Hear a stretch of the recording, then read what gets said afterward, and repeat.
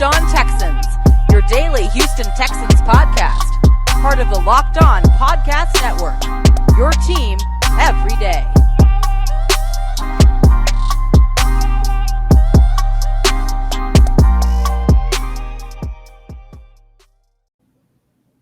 Hey, what's going on, ladies and gentlemen? I'm your host, Cody Davis, and of course, I'm along with my partner in crime, Johnson Sports Guy Hickman. We are the hosts of Locked On Texans. Of course, you know us every Monday through Friday here on the Locked On Podcast Network. And ladies and gentlemen, this is going to be our trade deadline special covering the Houston Texans here on the Locked On Texans podcast. Now, look. We all know the biggest story surrounding the Houston Texans ahead of tomorrow's trade deadline, which is set for 3 p.m. Central Time here in the city of Houston, is Deshaun Watson. Will he be dealt to the Miami Dolphins? Will he waive his no trade clause for a team like the Carolina Panthers, like the Philadelphia Eagles, like the Denver Broncos? It's always Deshaun Watson talking. We talk about Deshaun here a lot on Locked On Texans, as you guys know. But there are other players that could possibly be on the move here, and we got to talk about these guys. And the best way to do it is to start our own trade deadline special here on Locked On Texans. John, when you take a look at this roster, who are some of the names that are sticking out to you as trade candidates prior to tomorrow's deadline? Man, I got to tell you, especially after watching Sunday's game, you know, he's been on my list for a long time now, but Zac Cunningham. Zac Cunningham is a guy that, and the official number will come out later today, but if we're going out the previous 3 games, 52, 29, 21. That is the percentage of how many defensive snaps he played during that 3-game stretch. Zac Cunningham has already had disciplinary issues with the team so far this year because of him being late. This is a new regime. They're not going to tolerate maybe some of the things that were tolerated, not maybe all of the things that were tolerated with Bill O'Brien in that era, right? And so they've bumped heads so far this year. On top of that, above all, it'd be worth it. It would be worth it. You would undoubtedly keep him around if that contract and that productivity match one another. And they have not matched. They have not matched the entirety of this season. Zac Cunningham has been a player in my eyes who has been grossly disappointing so far this year. He was moved over to play the wheel linebacker to take care of that weak side. He has still had issues in this 4-3 defense with dropping back in coverage. And an issue that he's had in his entire career was playing too high. That's also been an issue. And so he's been able – the opposing players have been able to move around him. He's been whiffing on tackles because it's just not – the effort isn't there. And they've moved on from players so far this year, right? Whether it was due to respect, if you're looking at Mark Ingram, who they moved on to New Orleans, whether it was because you're flat out not playing well, they've moved on from players so far this year. This contract is not fair for Nick Caserio to take on when he's not one of those star-studded players. Like we've wondered for a long time, when he's leading the AFC in tackles and led the league in tackles, why isn't he getting any Pro Bowl votes or all Pro votes? He has his inefficiencies. He has issues. And I'm looking at Zac Cunningham, another player, and I'll pass it off to you, Cody. You know, if I'm this team and I'm looking around the league and I know where I stand, I'm moving on from Brandon Cooks as well. And that is a very interesting one, Brandon Cooks. And by the way, Zac Cunningham, I think Cunningham would be better suited for a defense where he's not carrying the burden. Last year was a breakout season for him. And to me, he's not here mentally no more. And I know he has his issues. Not at all. I know he has his issues, but it's just now a mixture of him not wanting to be here, especially, you know, him being one of the guys who was a part of an organization where it looked like they was on the up and up at one time, you know, regardless how they ended the playoffs. I mean, you look at one season, 10 games in a row, you know, they standing near the top of the AFC, you know, then of course the year after that, they go, I think it was 10 and 5, somewhere along those lines. You have a great comeback playoff performance against the Buffalo Bills. Then of course, you know, you're up 24-0. And prior to them blowing that lead, it seems like the Texans was just trending upwards, and all of a sudden, bam, it's just dropped. terribly. And, so I kind of understand Zac Cunningham's frustration, and I'm pretty sure if Nick Caserio has him out on the trading block, there will be a team that would give him a fair deal. However, I would say he is doing Nick Caserio a disservice by not coming close to the productivity of playing to his contract, because Zac Cunningham, if I'm not mistaken, I believe he has somewhere in the ballpark of like $40 million over the next 3 years. And if I'm a team and I'm trying to improve my defense and I take a look at Zac Cunningham, yes, he is talented, but he will come with some limitations. Do I want to pay this guy nearly $40 million over the next 3 years in order to make that trade? Yeah, his cap hit for 22 through 24 would be 14.7, 15.7, 17.2. So that's a little bit over 40 million. That's a lot of money that any team is going to have to pay him. Who, I think he's a one-dimensional linebacker. He's going to get you those tackles, but a lot of those tackles come upfield.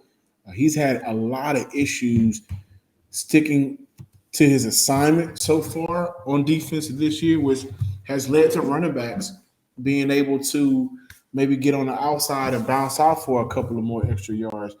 In some cases, Houston has played teams that when they came into the game, they were not a great run team. When they left out of that game, they were a great running team because they played the Houston Texans. And by no means is that the burden for Zac Cunningham to carry on his own. I will say that his assignments that he's missed out on has really hurt this Houston Texans defense. But back to Brandon Cooks. What do you think Houston should do about Brandon Cooks for the next 24 hours, Cody?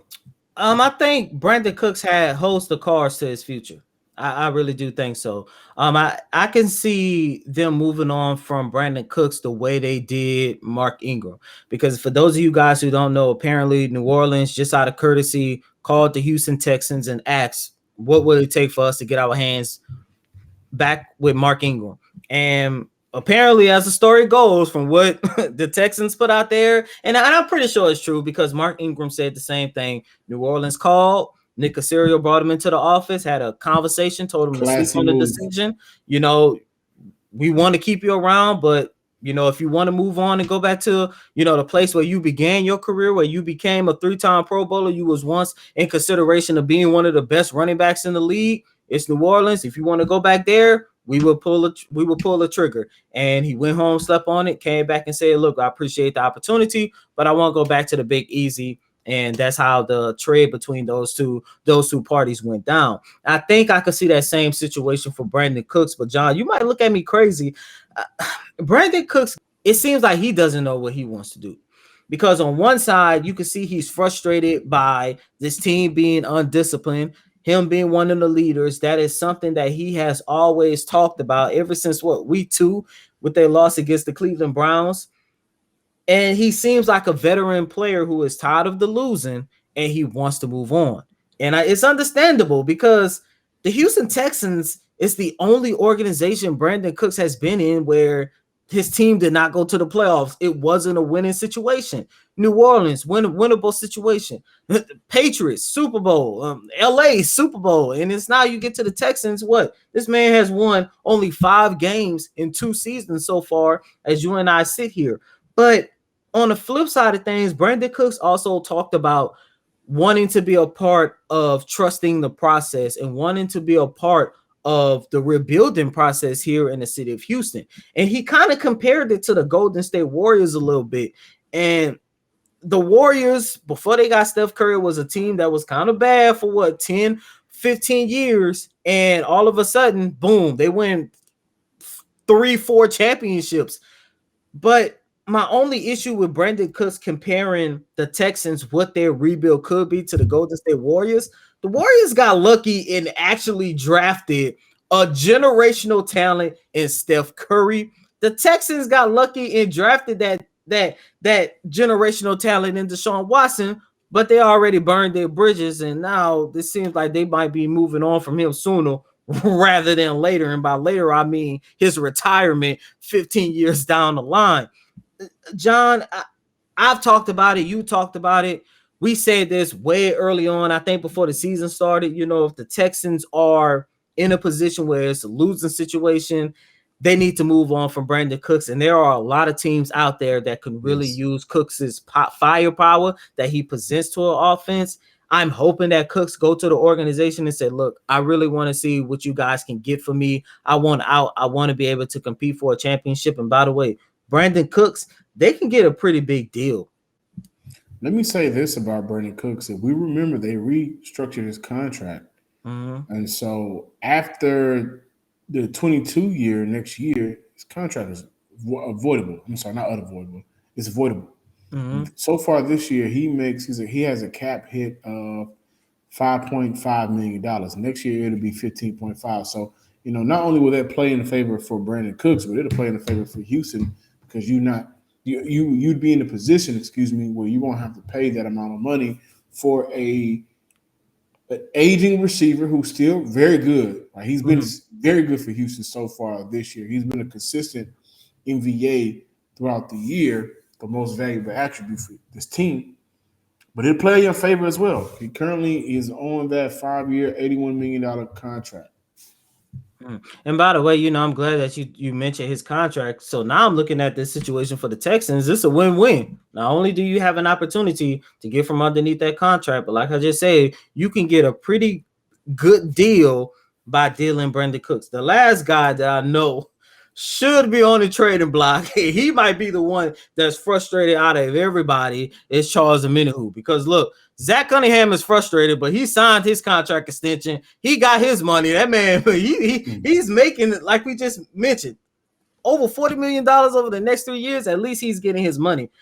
Charles Omenihu, he hasn't been in a position. He's still on his rookie contract.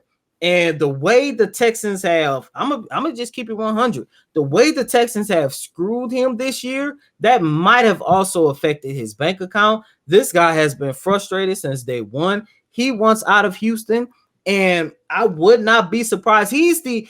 Even with the Deshaun Watson situation going on, he's the number one guy on my list that I can truly see the Texans moving on from. As a matter of fact, John and listeners, I would not be surprised if he's already out the door of 610 and Kirby by the time you guys listen to this trade deadline special. I'm not sure with Charles Omenihu because I don't think he has a big trade factor. I don't think that, and that's due to his situation in Houston. So I'm not saying that's due to him being, for lack of a better words, a scrub. Mm-hmm. But it's because of the playing time that he's had so far at Houston that has deterred what he could possibly do on the field. I don't think he has a great trade value. I think he has a very low trade value. And for Houston, would it make sense to trade him to a team where you're not going to get, what do you search for? He was drafted in the 5th round. If I'm Houston, I want at least a 5th rounder back. And it may not be for the immediate upcoming draft. But Omenihu does have talent. He's been in a bad situation since he arrived to Houston. I think his first couple of years playing in that 3-4 defense, he played out of position. He's more so of an inside lineman. And if we're being fair, we mentioned Brandon Cooks and Zac Cunningham, Omenihu, we can keep going. But I think the taste of losing and how they're losing and with the head coach and general manager that they're losing with is what really has been the issue for this team. And that's something that I wanted to mention on the actual Locked On Texans recap show. It's not that they're losing games, and we mentioned this in the beginning of the year before we got into this season. It's not that they're going to lose games. We already knew that they were going to lose games. It's how they're losing games that has been so disappointing. Not only to us, to the players. So a lot of these guys once out. I see a scenario where, even after the trade deadline, maybe Houston just cut ties with players because it's not worth staying around. You can look at maybe Alani Johnson. You can look at other players across his team, but those are the 3 players on this on this roster right now that I can see Houston moving on from. 3. This quick hit episode of the Locked On Texans is brought to you by McDonald's, proudly serving communities since 1965. McDonald's has always been more than just a place to get tasty and affordable food. It's a place where family and friends can come to reconnect, a place where classmates can meet up for a study group, know their half They'll have dependable Wi-Fi and endless supply of French fries and McFlurries. Win or lose, it's a place where teammates, competitors, the home or away team can come to recharge. It's a place you can always look forward to stopping by on a long road trip to rest your legs and refuel. So head to McDonald's today, your local McDonald's, refuel, reconnect. And did somebody say Locked On Texans watch party? We do take on the Miami Dolphins, and we do need a reason to celebrate. How about those fries and nuggets? Ba-da-ba-ba-ba. I'm loving it. And continuing here with this trade deadline special of Locked On Texans, John, really quick before moving on, I do want to, go back to something that you say. You talked about how a lot of these players just want out because they are sick of the losing. Yesterday told me a lot about how a lot of these players feel about this organization, because when it was down 38-0, the body language on that sideline was terrible. You could just see that this was just a dispirited team. And I wanted to bring that up because, look, no one was expecting anything from the Texans heading into OTAs, heading into training camp, and even through the first, 4 or 5 games of the regular season. But at least on the sideline, whether they was winning and losing, and of course, 90% of the time they was losing, they was still on the sideline trying to just keep the encouragement, keep the positive vibe going on. I did not see that yesterday. Even when they scored 22 unanswered points, they were still kind of just nonchalant, like, yeah, okay, that's good. Let's just hurry up and get this game over with. Like, the body language was terrible on the field, but especially on the sideline from where I was sitting. I'd make a case that they don't have faith in this organization up top anymore, from Caserio on down. And multiple times, we're going to say it all the time, right, viewers? But multiple times that we said, hey, this guy inherited a dumpster fire. Rome wasn't built in a day. All those cliche quotes we're going to say. But the fact of the matter is, Caserio had 6 years to clean this up. Houston wanted Caserio last year to the point where they were willing to, they got them tampering charges hit on them a little bit, right? Remember, they got them paper syrup. Oh, yeah. And so he's going to be around, I think, at least 5 of those years. You got players on this team, 1-year contract, 2-year contract, rework their contract so they could help out the team. Brandon Cooks is one of those guys where, like, let's look what's really going on. You got players willingly reworking their contract to help out this team. You got players willingly buying in to help out this team. And they're 1-7. And it's how they got to be in 1-7 that's the most deflating. So you can't blame any of these players that say, hey, man, I can't do this anymore. Move on from it. Now, Cooks has been on record by saying that I don't want to be traded anymore. And next time I get traded, we'll see what happens. And so whatever. But they are in a very – it's uncomfortable. Fans not coming to the game. Fans got issues on the timeline. The atmosphere around this team has been the worst I've ever seen. And it's all because Houston has yet to move on from one guy. He's still villainized. I don't even want to speak his name. You guys know who he is. And the decisions that have been made from March all the way down to where we sit at in the month of November, where we're getting ready for Thanksgiving soon. It's just been a lot of, this is a family show, but it's been a lot of BS that's being fed, a lot of Kool-Aid drinking, a lot of nothing that's being said. And it's only so far these professional athletes that get paid to do this will buy in. It's my 2 cents. Exactly. And look, with the trade deadline set for tomorrow at 3 p.m., we are all expecting the Texans to make multiple moves. Of course, they're going to be sellers at the deadline. But, John, do not be surprised if after the trade deadline, the Texans will continue to try to reshape this roster, because I'm looking at least 5 guys I could see the Texans possibly cutting, just straight out cutting, just say, you know what, take your bag, go home. We don't want to deal with you no more. Of course, you don't want to deal with us no more. I could see 5 guys that the Houston Texans can do that to. And there's mainly this one guy in particular I'm looking at, and that's David Johnson. David Johnson has been so unproductive over the last couple of games. As a matter of fact, his productivity got worse ever since the Texans lost that game against the New England Patriots. And it seemed like that was the nail in the coffin. And I even came on the show, talked about how dejected he looked during his post-game press conference. And, you know, of course, in the middle of all that, you go back to Arizona, the team where you had your most success from. And then, of course, everybody is comparing you to one of the most lopsided and terrible trades in NFL history. He even came out and talked about, you know, the what people has been saying to him and his family ever since that trade. He's been in a depressed state, still in a depressed state. I can honestly see the Texans just moving on from David Johnson, and it makes sense because in yesterday's game, this man only rushed for 4 yards on 2 carries. I mean, Scotty Phillips, if I'm not mistaken, he had like 20 yards on like 2 carries or something like that. I'm pretty sure I got my numbers mixed up on the Scotty Phillips situation, but once again, you're looking at a team that is going to go that has already committed to the rebuild, and they have shown that they are willing to move on from some of these veterans. Now, look, Nick Caserio, this guy is draft hungry. I'm pretty sure he's going to shop the market to see what he can get from David Johnson. But come on now, I mean, you can't get nothing from David Johnson at this point. And another guy that I would not be surprised the Houston Texans tried to move at the trade deadline, but could be another option for them to cut.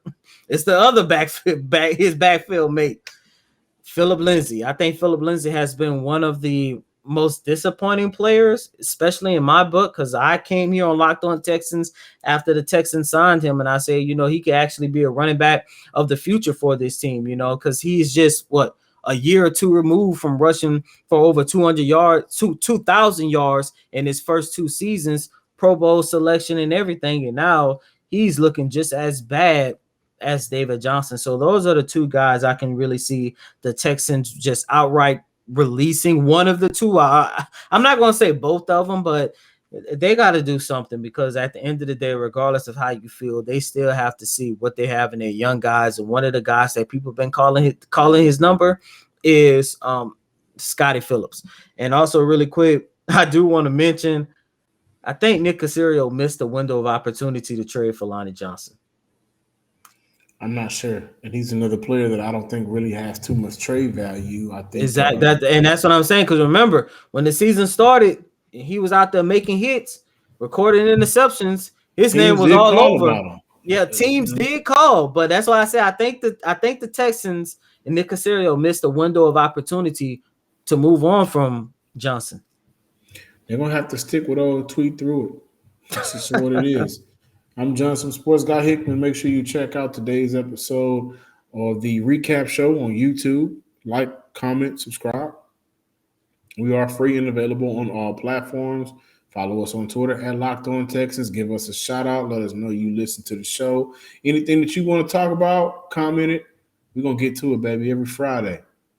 And as always, I'm your host, Cody Davis. Please remember to follow me on Twitter at CodyDavis_24. Once again, that's Cody, CotyDavis _24. Trade deadline tomorrow. The future of this organization hangs in the balance of what they do with multiple veterans who could possibly be moving on. Now, I say that because maybe depending on what they get back, there are better days ahead for the Houston Texans, hopefully.